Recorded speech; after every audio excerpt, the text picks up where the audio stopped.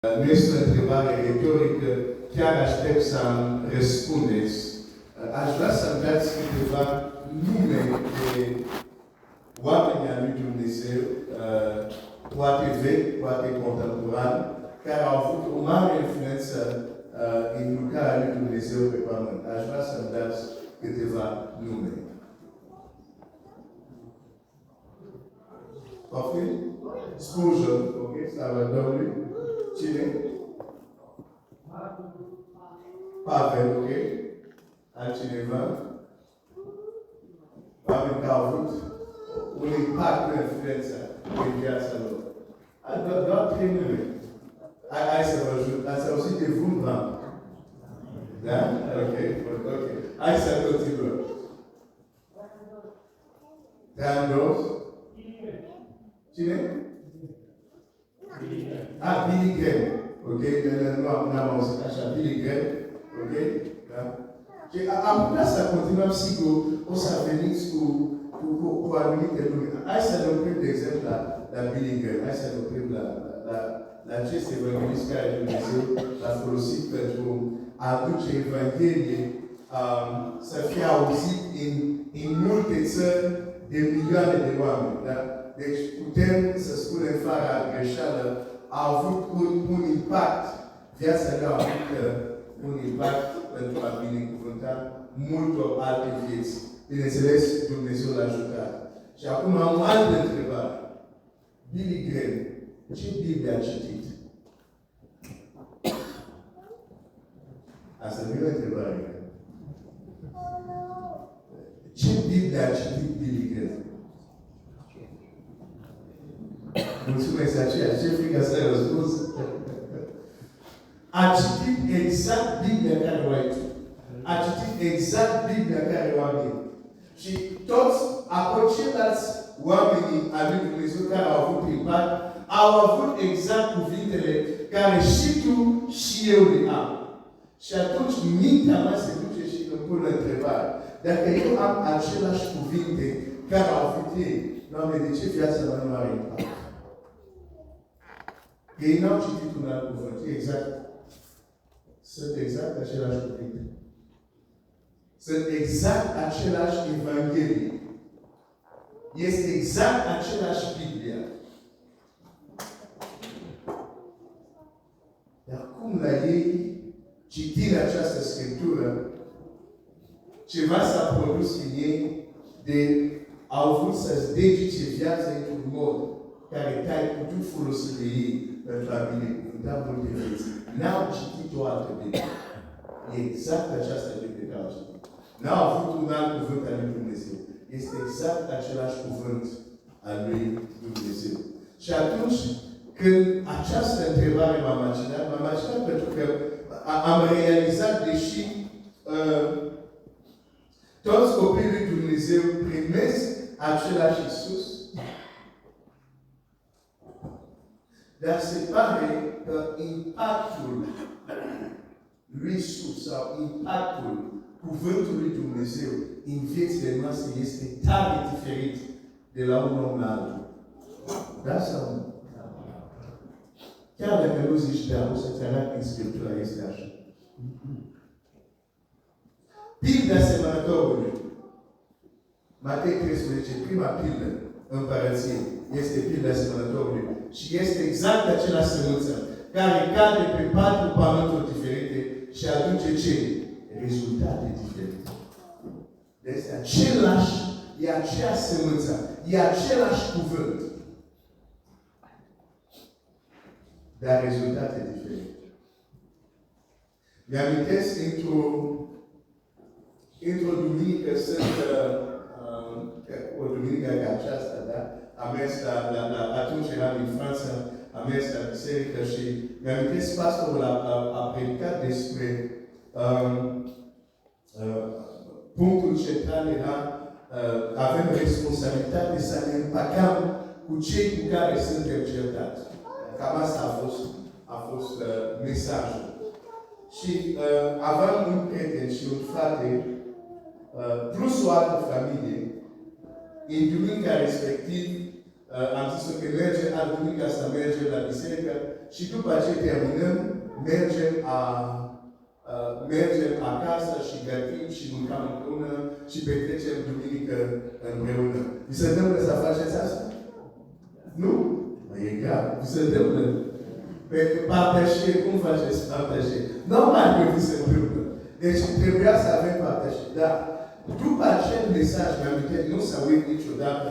Deci, ieșirea la biserică era exact cum sunt ușile care sunt acolo. Mi-am amintit foarte bine. Am ieșit din biserică și cum am ieșit din biserică, îmi spune, uite, Glenn, nu mai pot să vin să gătim, să mâncăm, că de 5 ani nu vorbesc cu sora mea. Suntem certate.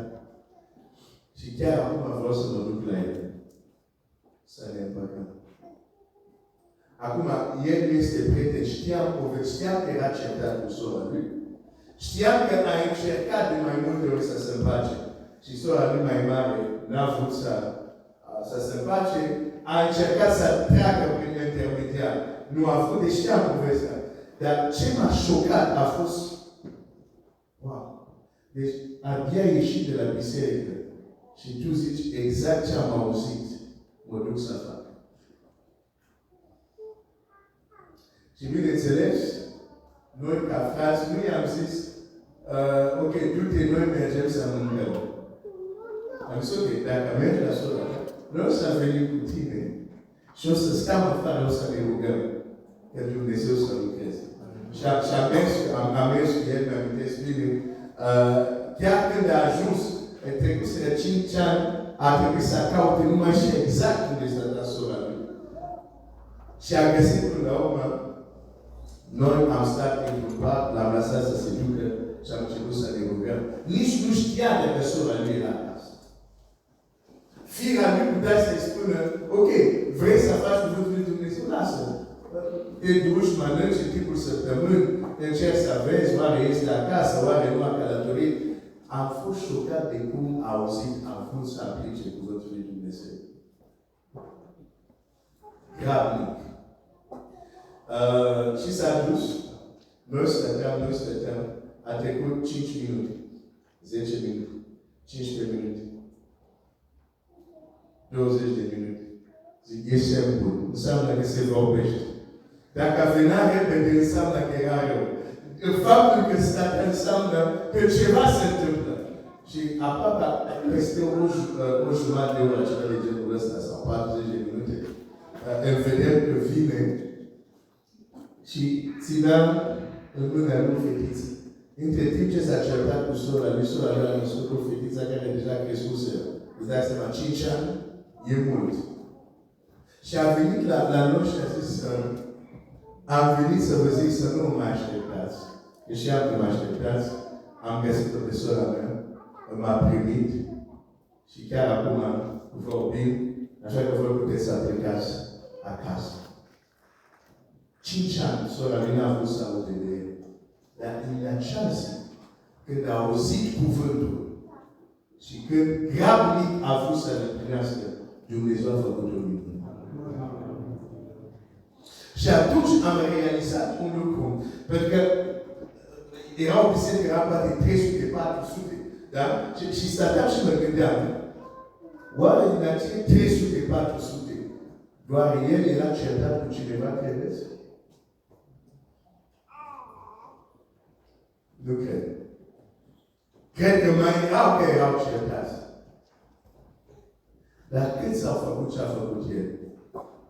Nu știu.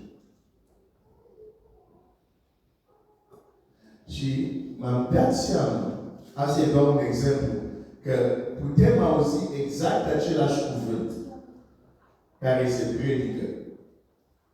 Dar impactul asupra noastră este diferit. Dar aici este punctul care de multe ori nu ne dăm seama. Impactul cuvântului predicat nu este determinat de predicator. Este determinat de tine. Ok. O să repet la cei de aici. Aici s-au supărat un pic. Deci, impactul cuvântul predicat nu este determinat de predicator, e determinat de pământul care primește cuvântul.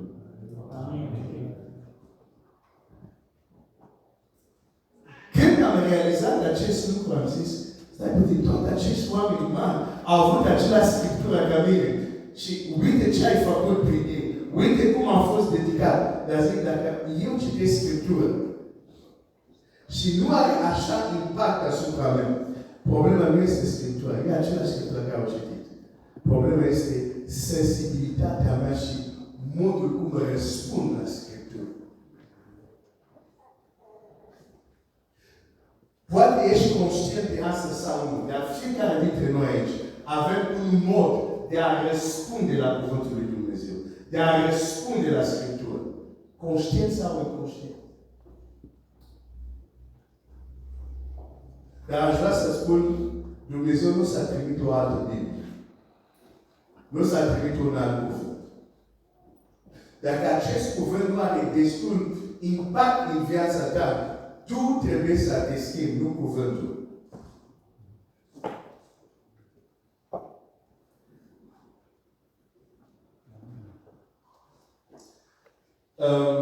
Este o situație foarte teribilă pentru un copil al lui Dumnezeu. Să devine insensibil la cuvântul lui Dumnezeu. Adică să audă cuvântul lui Dumnezeu și totuși cuvântul lui Dumnezeu nu mai produce nimic în el.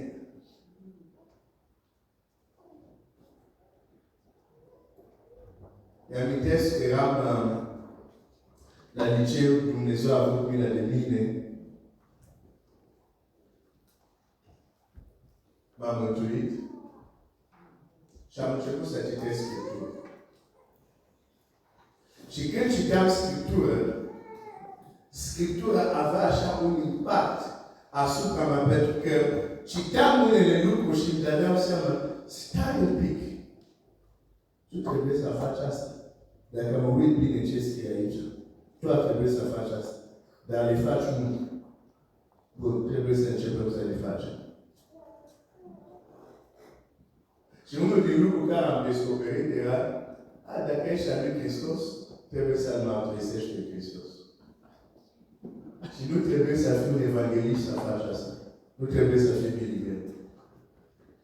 Domnul Iisus nu a zis, evanghelistul care o să fie rușine de mine și de cuvintele mele. Așa zice evanghelistul. Zice, cine? Deci nu e vorba de evanghelist sau de pastor aici, sau de nu. Cine o să fie rușine de mine și de cuvintele mele? Și eu. Și am realizat că eu trebuia să-L mărturisesc pe Iisus. Și nu aveam pace, pentru că știam că nu făceam asta. Cuvântul avea un impact.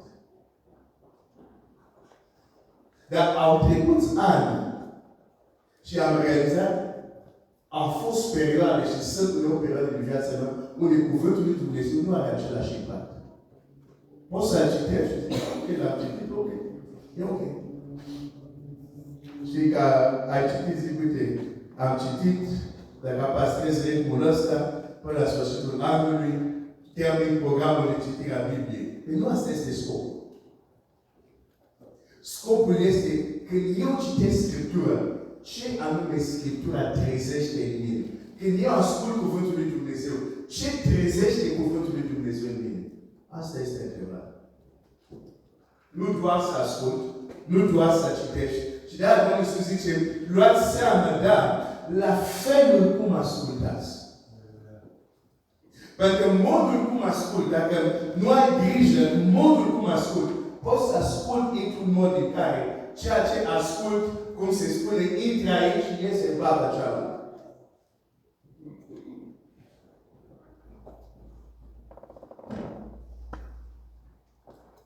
Luați seama, dar, la felul cum ascultați. Și asta este un pericol pentru oricare copil al lui Dumnezeu. Să ne obișnuim cu cuvântul lui Dumnezeu.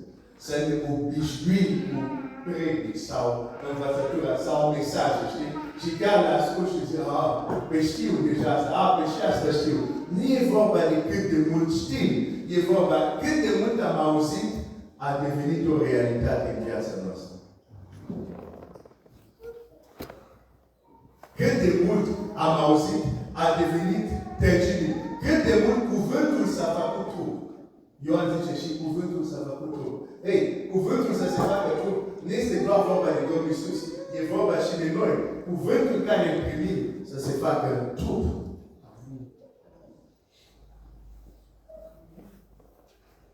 Dar totul începe de atitudinea noastră vis-a-vis de cuvântul lui Dumnezeu. Atitudinea noastră vis-a-vis de cuvântul lui Dumnezeu. Mă întorc rapid cu semănătorul. Te gândești că acea semânță între teritorii nu a produs nimic până la boade, dar într-un teritoriu a produs nimic până la boade. Ce încerc să-ți transmit în această seară e următorul adevăr. Cuvântul lui Dumnezeu poate produce mai mult impact în viața ta, dar depinde de tine. Hai să dau un exemplu.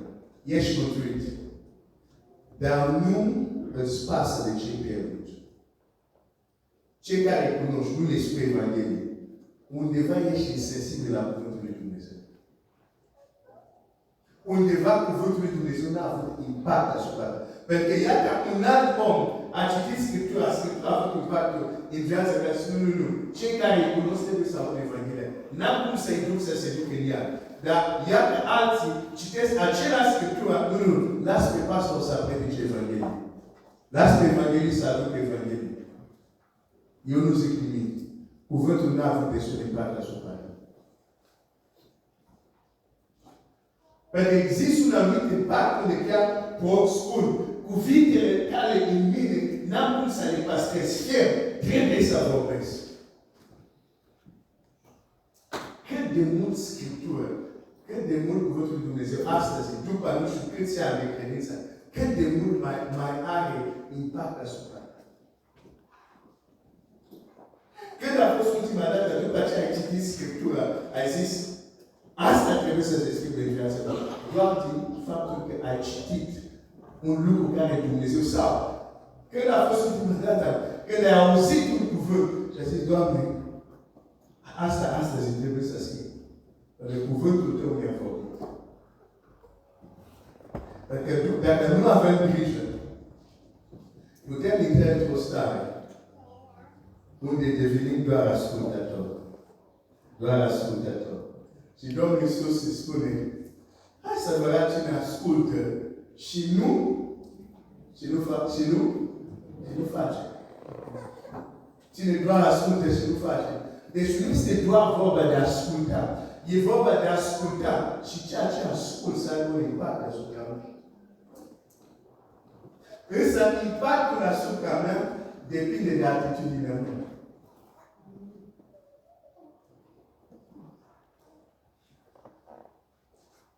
Gândiți-vă că Domnul Iisus a fost primit de Marta și de Maria, da? L-au primit pe Iisus. Amândouă l-au primit. Însă, modul cum l-au primit a fost diferit. Iisus era în casă, ambele surori l-au primit, cum și tu l-ai primit pe Iisus, dar una era așa de ocupată. Marta era așa de ocupată, deși Iisus era acolo, deși Iisus vorbea, Marta era ocupată. Și noi suntem Marta. L-am primit pe Iisus, dar foarte greu Domnul Iisus obține atenția noastră. Pentru că suntem tare ocupați. Ocupați cu muncă, ocupați cu studii, ocupați cu școală. Foarte greu Domnul Iisus ne găsește într-un moment unde zice, acum, Doamne, am scris totul, ai toată atenția mea. Foarte greu. Dar l-am primit pe Iisus.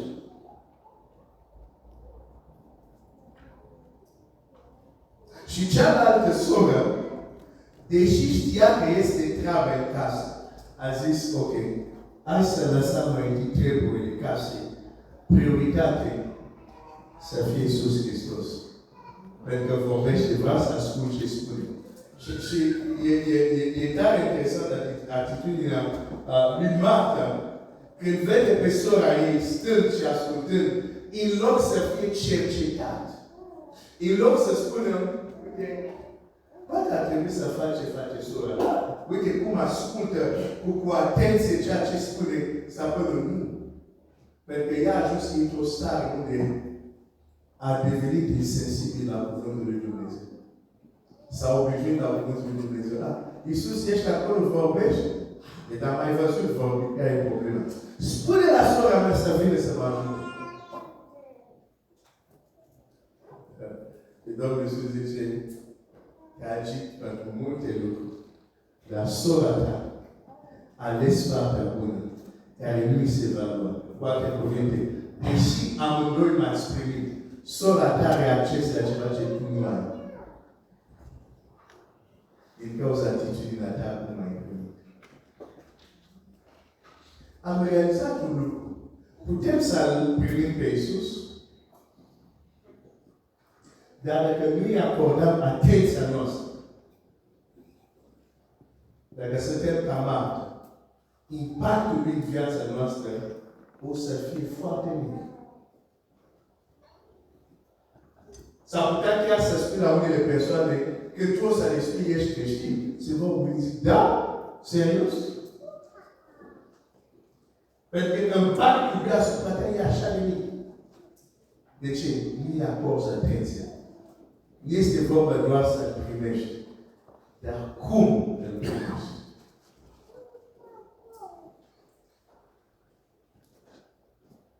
Știi că chiar acum poate ai probleme sau situații care ai găsi răspunsul. Nu numai răspunsul, ai găsit și soluția chiar și în Scriptură. Dar atitudinea ta vis-a-vis de Scriptură te împiedică să ajungi acolo.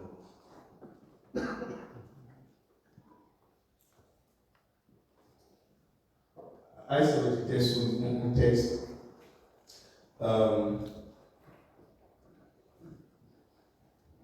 Aș vrea să ne uităm la doi oameni.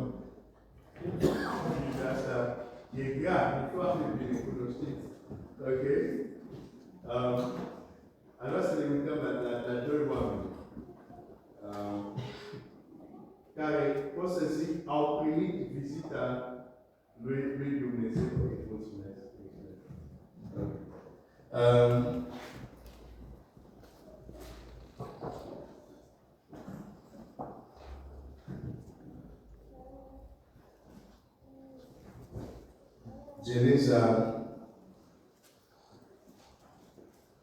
Geneza 18,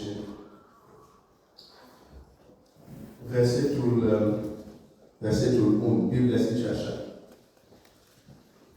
Domnul i s-a arătat la stejarul lui Mamre pe când Avram ședea la ușa cortului în timpul zăduful zilei. Avram a ridicat ochii și s-a uitat și iată că trei bărbați stăteau în picioare lângă el. Când i-a văzut, a alergat înaintea lor de la ușa cortului și s-a plecat la pământ. Apoi a zis, Doamne, dacă am căpătat trecere în ochii tăi, nu trece pe lângă robul tău, îngăduie să se aducă puțin apă, să se spele picioarele și odihniți-vă sub cobarcul acesta. Am să mă duc să iau o bucată de pâine ca să prindeți la inimă și după aceea să mă vedeți de drum, căci pentru aceasta treceți pe lângă robul vostru. Fac cum ai zis, au răspuns ei. Avram s-a dus repede în cort la Sara și a zis, ia repede, trei măsuri de făină, frământă și ia faturche. Avram a alergat la vite, a luat un vițel tânăr și bun și l-a dat unei sluși să-l gătească în grabă. Apoi a luat un unt și lapte împreună cu vițelul pe care îl gătise și l-a pus înaintea lor. El însuși a stat tot lângă ei sub copac și l-a slujit până ce au mâncat. Asta este Avram. Acum, doi din acești care au apărut la Avram, erau trei, dar știm că doi s-au dus la Lot, în capitolul 19. Dar Biblia zice așa, la versetul 1, cei doi îngeri au ajuns la Sodoma seara și Lot ședea la poarta Sodomei. Când i-a văzut, s-a sculat, l-a ieșit înainte și s-a plecat la pământ. Apoi a zis, domnii mei, intrați, vă rog, în casa omului vostru, ca să rămâneți peste noapte, să vă spălați picioarele, mâine vă veți scula de dimineața și vă veți vedea de drum. Și au răspuns, nu, o să stăm și mai departe. În fine. Și am citit aceste două întâmplări. Pentru că dacă te uiți atent, modul cum Avram a reacționat a fost diferit de modul cum Lot a reacționat. Când Abraham i-a văzut, Biblia zice, a alergat. Lotul nu a alergat. Nu numai că Avram a alergat când i-a văzut, dar după ce a zis, stați aici, a alergat acolo, nu a mers, a alergat. Viteză. Chiar a zis, pregătește repede. Viteză. Lot și-a luat timp.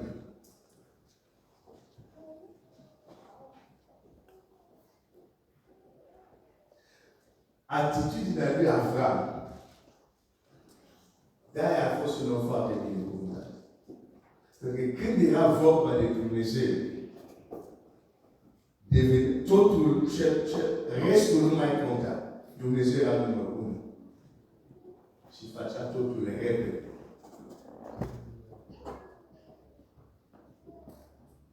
Care este atitudinea noastră când auzim cuvântul lui Dumnezeu? Suntem Avram sau suntem Lot? Alergăm sau zicem, Doamne, mai am timp. Ce? A trebuit să vă rog mai mult? Ok, știu. O să fac asta, dar mai am timp. Lot. Sau, Doamne, ar trebui să mă adresez la colegii mei. Mâine am și început. Am realizat un lucru și am învățat un lucru. Când Dumnezeu îți spune să faci ceva, se uită cât de repede faci ce ți-a zis. Nu se uită doar că ascult. Am realizat să lucru Dumnezeu să-ți spună să-i faci. Tu nu o să te împotrivești. Da, Doamne, o să fac. Dar nu vrei să-l faci atunci. Sunt unele cazuri în care Dumnezeu să spun, dacă ai putea să-l auzi, o să spună, dacă nu faci asta acum, nici mâine să nu faci. Mâine o să te patezi.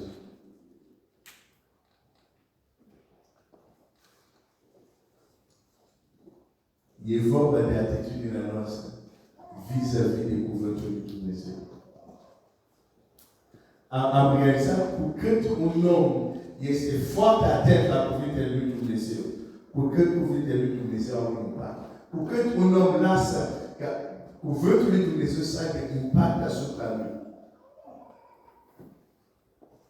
cu cât acel om este schimbat și transformat. Uite, noi nu putem să ne transformăm singuri. Avem nevoie de cuvânt. Este această imagine. Precum ploaie coboară și pământul poate roti, dar când Dumnezeu vorbește cuvântul lui. Poate cuvinte. Pământul singur, fără ploaie, n-are cum să aducă rot. Avem nevoie de cuvântul lui Dumnezeu. Dar ce te faci când acel cuvânt care poate produce rot de tine nu mai are efect asupra ta?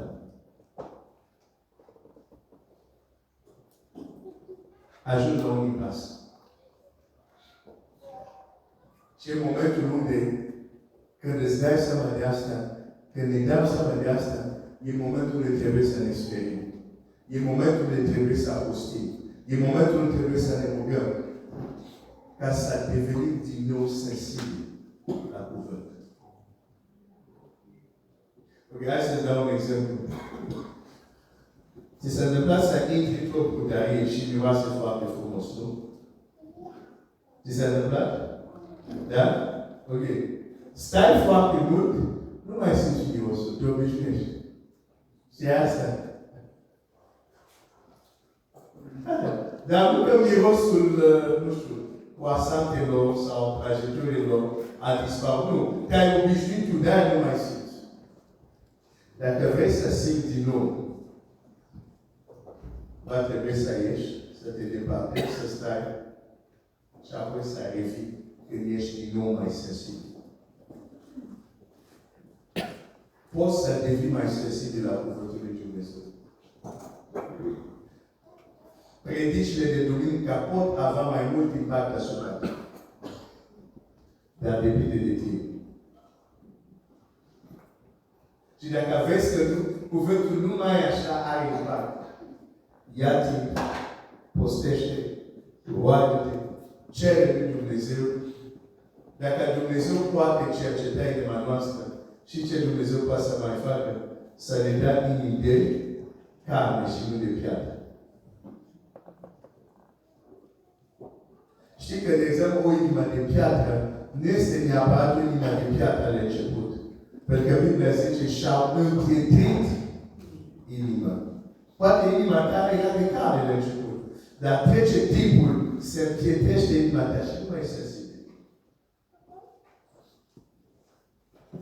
Dar Dumnezeu poate să ne dea inima de care. Poate cuvinte, Dumnezeu poate să-ți dea din nou o inimă care este sensibilă la cuvântul lui. Pentru că fără această inimă, ascultăm și nu ne schimbăm. Ascultăm și nu există impact în viața noastră. Și totuși, fără cuvântul lui Dumnezeu, nu putem fi transformați. Avem nevoie de El. Și avem nevoie să fim sensibili la cuvântul lui Dumnezeu. Este o să mă întreb să încheiere. Este un text care este foarte cunoscut. În Matei vedem femeia cu scurgere de sânge. Și noi știm că mai multe persoane se atingeau de Domnul Iisus. Însă, doar ea când s-a atins de El, s-a produs un miracol, s-a produs o minune. Și asta este o imagine frumoasă care ne arată acest adevăr. Că ne apropiem de același cuvânt. Dar ca să se producă ceva, nu depinde de cuvânt. Depinde de atitudinea noastră când ne apropiem de cuvânt. Cuvântul e același. Iisus este aceeași.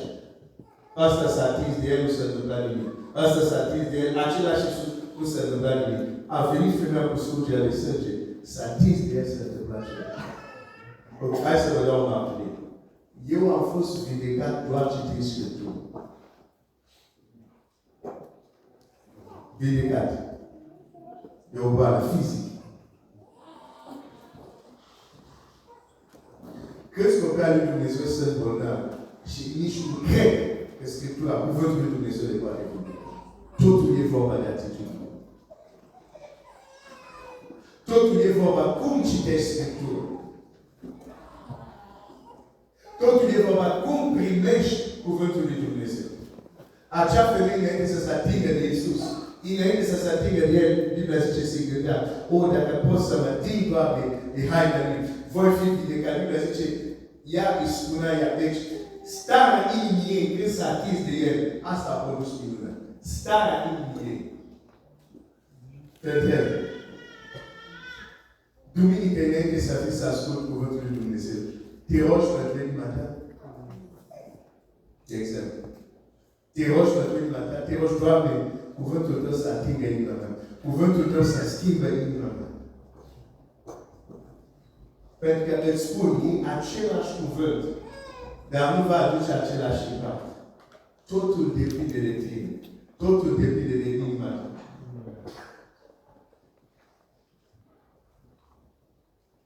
Mi-amintesc, mă tot îmbolnăvam, acum eram mântuit și citam Scriptura, ziceam, dar Iisus care l-a primit, văd în Evanghelie, vie de casting, la vie de diable, si la même ça va vite déchirer que toi dans la veste.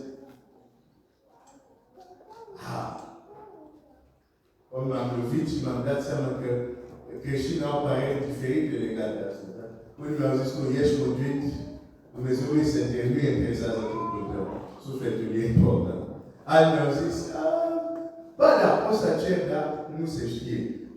Pareil, il y a un chat différent. D'acheter, que les chiens qui souffrent, quand on solution. Oh non, ok. Qu'ils souffrent, quand on solution. Nous, on motive les responsabilités. Là, on dit ça, il faut se lâcher pas lâcher cette tâche. La gare, c'est pour vous tous les jours. Oui, t'es lâché si tu es tous les jours. En même temps, tu as cette tâche. Vraiment, le sport là. Tu m'as dit, c'est toi aussi, tu t'aimes scripture. Je suis venu pour nous, mais tout lui, tous les jours, que tu t'aimes scripture. En s'arrêter les sources. J'ai dit, là, mais mon source, c'est à mon céleste. Dis-y à respecter nous en main bonne. Couvre-tu tous les yeux pour t'aider. Dans tous les formes, car il y a attitude natale, que de sensibilité. Qui a donc le sous la chair, pour imaginer sur Popo, c'est un piétrite. Quand ça va, ça nous c'est là, ça ouvre, ça nous c'est là, quand ça nous vide. Quoi que vous vide, vide, car il crée. Puis toi, il m'a carré pas de vidage chez le il m'a sensible. Il m'a carré bien sélectionné.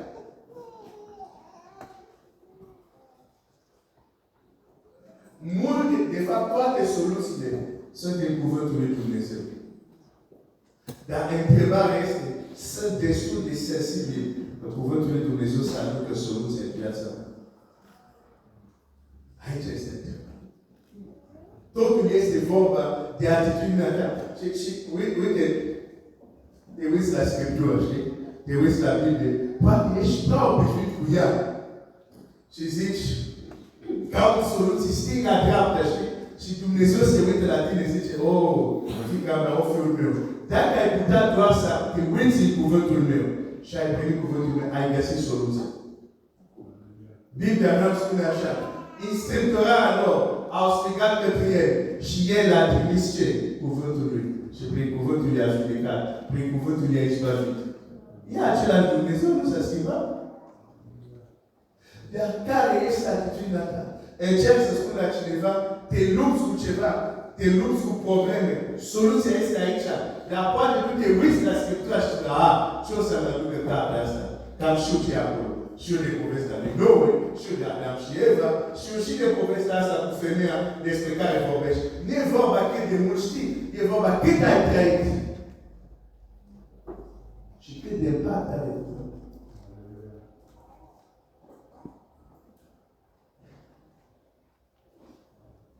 Toi, tu es comme aborder la scripture. À cinquième, pour l'exemple. L'exemple où tu étais sur l'apôtre, aborder la méthode différente.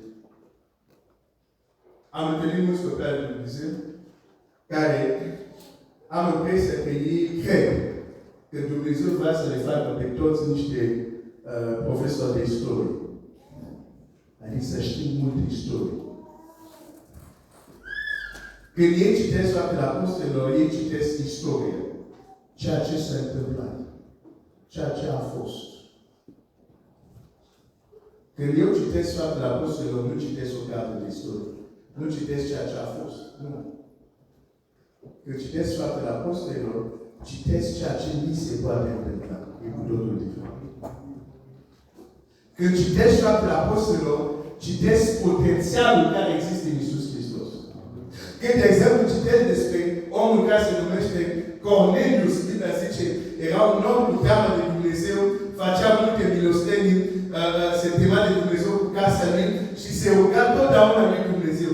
Și Biblia zice, inclusiv când se ruga, a apărut în înger. Când eu citesc asta, pentru mine nu este istorie, pentru mine e Dumnezeu care îmi spune, dacă tu te rogi mereu, dacă tu mă cauți mereu, poți să fii vizitat de un înger.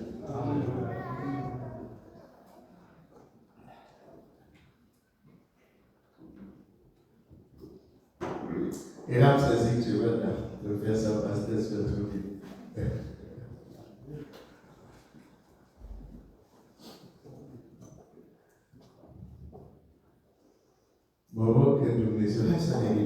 Ajwa să ne rugăm. Ajwa să ne rugăm.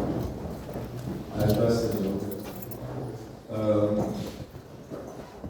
Se întâmplă chiar și pe vremea lui Samuel, Biblia zice, preot Eli, ochii lui erau tulbure și vedenile erau foarte rare. Se întâmplă uneori în viața noastră să ne obișnuim, să devenim insensibili, vedenile să fie rare, călăuzire să fie rare, să primim cuvânt de la Domnul să fie rare. Nu pentru că Domnul s-a schimbat, dar pentru că n-am obișnuit, am devenit insensibil. Se întâmplă.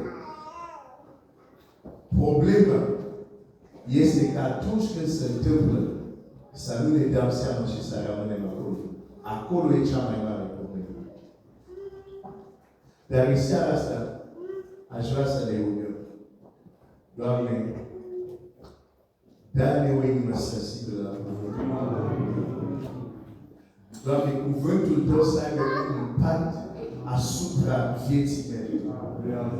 Cuvântul Tău să mă transforme și să încep să fac lucruri, nu că m-am gândit eu, dar să le fac din cauza doar impactul cuvântului în viața mea. Doamne, vreau cuvântul Tău să aibă un impact în viața mea. Hai să ne ridicăm glasul și să cerem, dacă vreți, Dumnezeu să ne ajute. Hai să ne rugăm. Hai să ne rugăm.